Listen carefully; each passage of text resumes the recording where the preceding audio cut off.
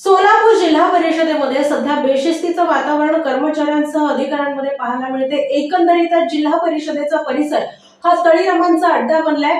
सोलापूरचे सीईओ कुलदीप जंगम यांच्या शांत स्वभावाचा फायदा घेतला जातोय की काय, असा सवाल आता नागरिकांसह अन्य कर्मचारी आणि अधिकाऱ्यांनी सुद्धा उपस्थित केलाय।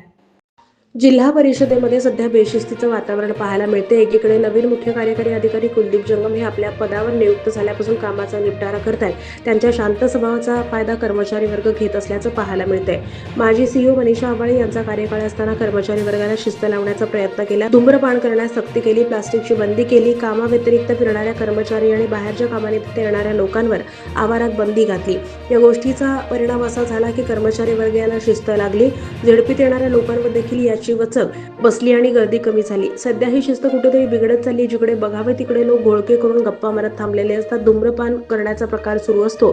आवाळे यांनी मोठ्या प्रमाणात निधी खर्च करून जिल्हा परिषदेचे रूप पालटलं होतं।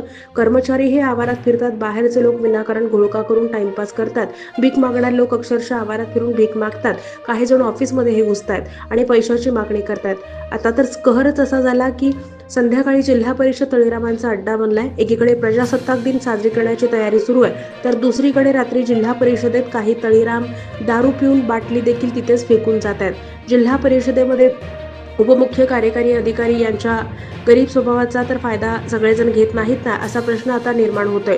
उपमुख्य कार्यकारी अधिकारी कुलदीप जंगम यांनी वचक ठेवावी अशी मागणी आता होतीये। जंगम यांचा स्वभाव अत्यंत शांत आहे। त्यांच्या स्वभावाचा गैरफायदा घेण्याचं काम चतुर्थ श्रेणी कर्मचाऱ्यांपासून ते अधिकाऱ्यांपर्यंत सुरू आहे।